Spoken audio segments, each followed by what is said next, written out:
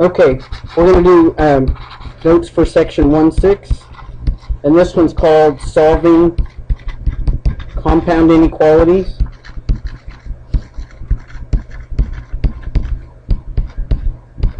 And that part, actually both of these should be review of Algebra 1, but I want to go back through it. Solving compound inequalities and absolute value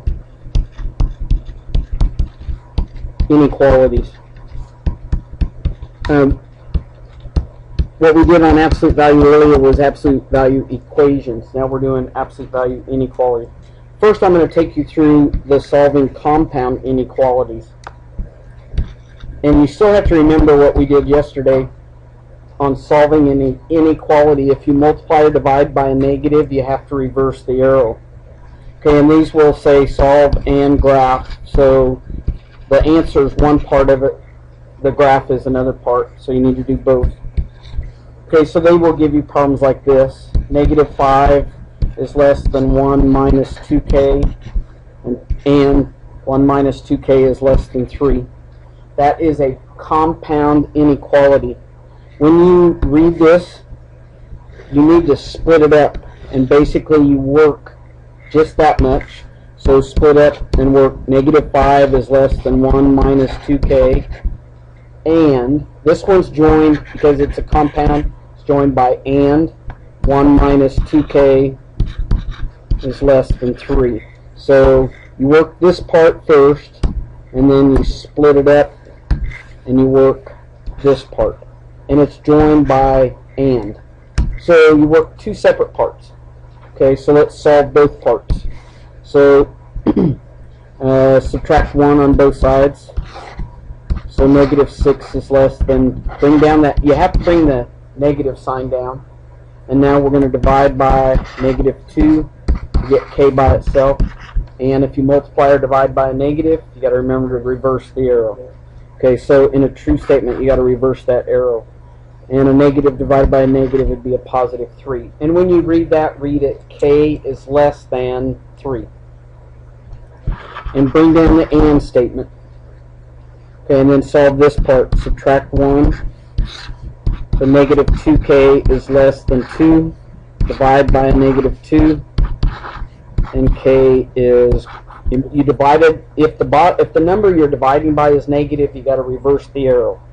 Okay, so k is less than, or greater than, sorry, greater than negative 1. Okay, now here's what the graph looks like. And it's easier if you show both parts. And on an and statement, and statements are what we call conjunctions. You can tell Mrs. Hall that we're using English in math class. An and statement is a conjunction, and the final graph is an intersection. The intersection is where it overlaps, just like the intersection of two streets. So, what you need to do first is graph this part. Read it from the variable side. K is less than 3. Okay, so less than would be an open circle and to the left. Whoops, sorry, I can do better than that. Okay, and then graph this part. K is greater than negative 1. Go above and do an open circle. Look up here a minute. Go above and do negative 1 and to the right. Okay, now here's where you do this part. The final graph is the intersection of those two. Where does it overlap? Right here, so do your final answer up above. And I don't think you have to, I mean, that's what we're going to grade, is that final answer up above. Okay? If you want to circle it, highlight it, you know, you can say, this is our final answer. So when on the left, you just do like negative 1 and 3. Just make sure you always get it right. Okay? Okay? Yeah, sometimes they'll Okay. do the opposite. Okay?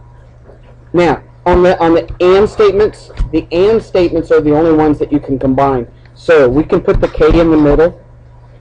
The arrows have to point in the same direction and say k is less than 3 and k is greater than negative 1. That's a way to write it. You could put the k in the middle and say k is less than 3, k is greater than negative 1. Those two answers are saying the same thing, as long as k is less than 3 and greater than negative 1. But an and statement should be combined. Or statements cannot be put back together. Only and statements can be combined. Okay? Okay, let's try another one.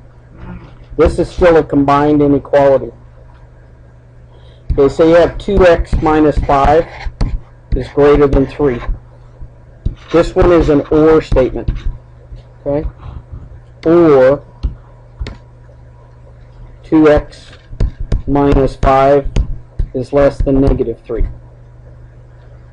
You just work both parts. Okay? So simplify. We're going to add 5. 2x would be greater than 8. Divide by 2. And we're dividing by a positive 2, so the arrow stays the same. So x would be greater than 4. Bring down the or statement. Or, solve this part, add 5. 2x is less than 2. Divide by 2. X is less than 1. Okay? Now, you cannot combine that. If they said solve, this would be your answer. Okay? Now the graph on any or statement. An or statement is a disjunction, and the final graph is a union. Okay, so graphically,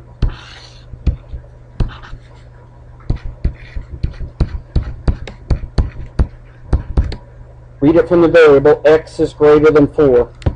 Open circle above the 4, arrow to the right. X is less than 1. Open circle above the 1, less than is to the left.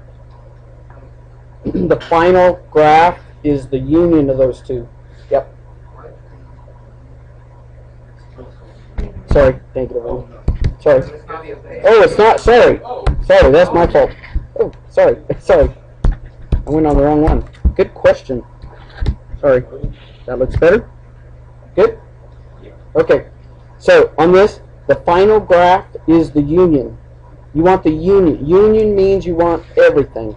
So the final graph is actually the same thing.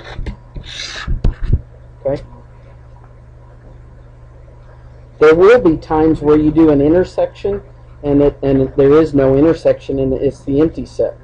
There will be times where you do the union, and the union, like if I did a union, let's say I did a graph like this. This is an example.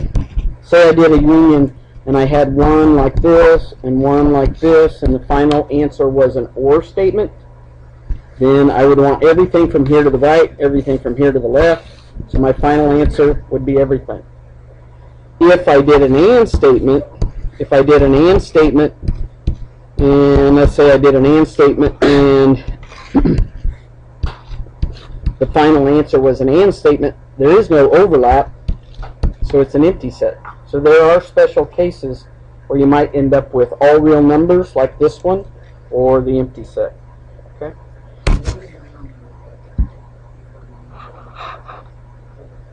This one, I'm graphing it as it's a, let's say this was let's say I did a problem and I got that graph. And the final graph, let's say it was an or statement. The final graph's the union.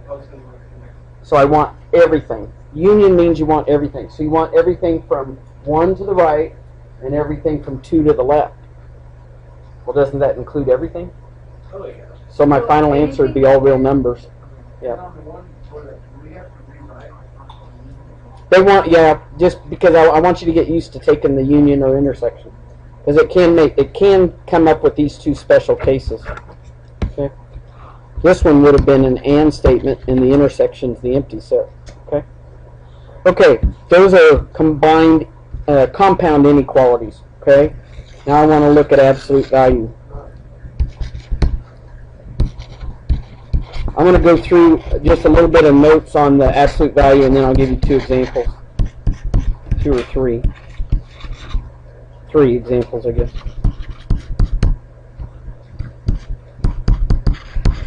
Okay, what we already did absolute value equations. If you have a absolute value and it's equal to something, okay? If that's an equal sign, what determines and or on the absolute values is the sign in between. And what we did was we took what was inside the absolute value and considered A, or x equals the opposite of A. So if that's an equal sign, it's joined by an or statement. That's one possibility.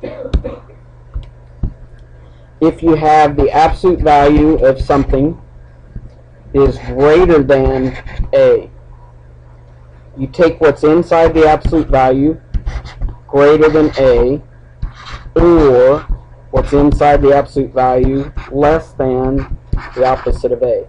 Remember, we changed the arrow, and we also changed this arrow, and we also changed the sign. Okay? And it's joined by or.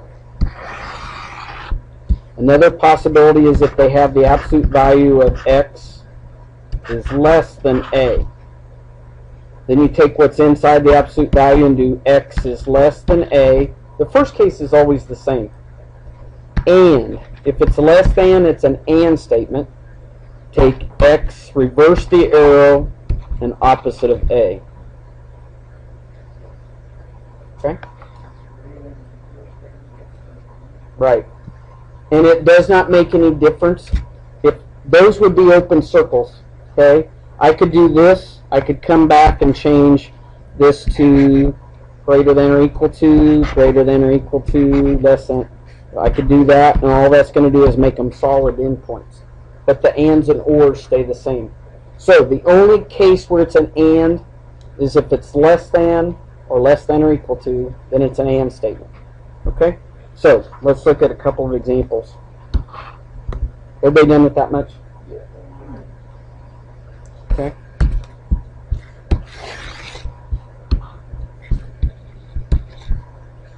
Okay, so they give you the absolute value of 3x minus 10 equals 1. What determines whether it's and or is that equal sign. And the equal sign's an or. So you take what's inside the absolute value, equals 1, or take what's inside the absolute value, equals the opposite of 1. This one's actually what we did in the other section. So add 10.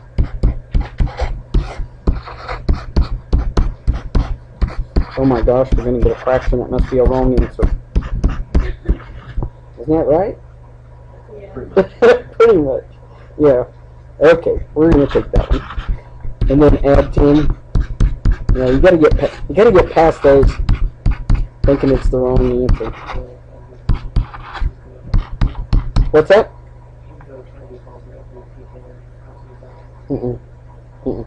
The part inside stays the same on both sides. What you change is this part right here. Is that what you're asking? Yeah, that part changes. Okay, and then you get x equals 3.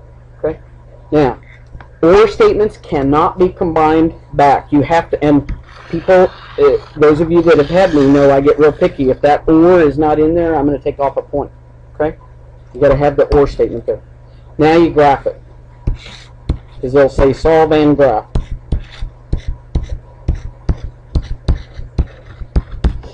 11 thirds is 3 2/3, right? Yeah. So 3 2/3. Okay, so x equals 11. 11 thirds, 3 2/3. That's a solid point. These are not inequality. This one's not an inequality. And x equals 3. That's a solid point. Final graph is, this is the symbol for union. Final graph is the union. Union means you want everything, so it's the same. That is the final graph. A point above the 3, a point. No, because it's not less than or greater than, it's just equal to. Okay? Okay, now we're going to do the inequalities. So how come it's solid? Because it's equal sign. If it's less than, greater than, then it's an open circle. Okay, now let's do Let's do another example. Let's do absolute value of 2u minus 3 is less than 7. And or. And This is an and because it's a less than. Okay, so you need 2u. You take what's inside the absolute value, that stays the same, is less than 7. That first case stays the same. And take what's inside the absolute value, that stays the same. Reverse the arrow and reverse the sign, change the sign. Work both parts.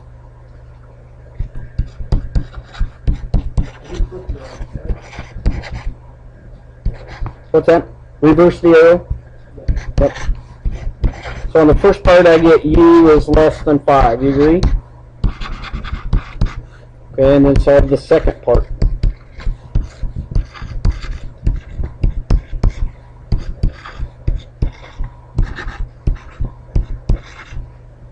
And I get u is greater than negative 2. Okay. Now, an and statement should be combined back into 1. Okay. I probably would not count it wrong as long as you still have the and in there, but an and statement can go back.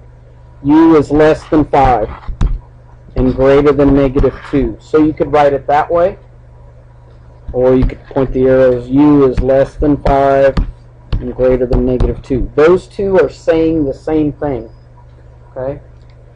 Okay, now we got to do the graph. U is less than 5. Less than 5 to the left. U is greater than, negative 2. U is greater than negative 2. Open above negative 2 and an arrow to the right. On an and statement, and this is the symbol for intersection. It's an upside down, looks like an upside down U. Okay, this is the symbol for intersection. Okay, now you want, where do those two graphs overlap? Okay, so final answer is from negative 2 to 5. Now, that means anything in there should work back in the original problem. So you could test 0. You could test 1, test negative 1. They should all work back in there. Okay? So, answer-wise, this would be your answer. This would be your final graph. Okay, last example.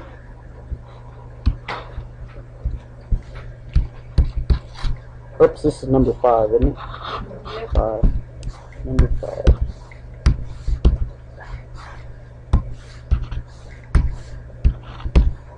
Let's do the absolute value of x plus 7 is greater than or equal to 3. And or. This one's an or statement. So you take what's inside the absolute value, greater than or equal to 3. That first case just stays the same. Or take what's inside the absolute value, reverse the arrow, and reverse the positive or negative sign.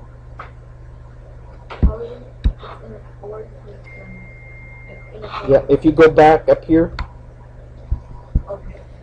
this part right here is an or. The only ones that's going to be an and is a less than.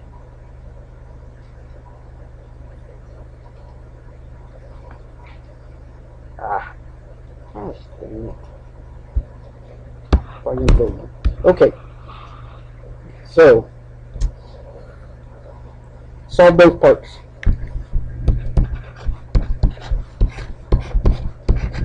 I get x is greater than or equal to negative 4. Bring down the or. Subtract 7. X is less than or equal to negative 10. Okay, this is the final answer.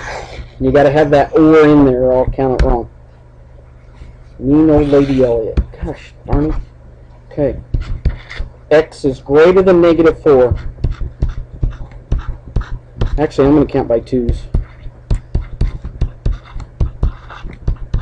Okay, x is greater than or equal to negative 4. Equal to, solid point, greater than to the right. Oh, wait a minute. Yep, greater than is to the right.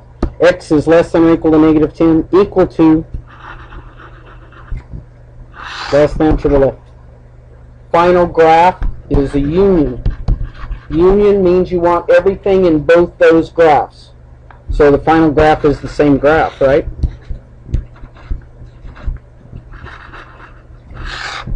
And you're done.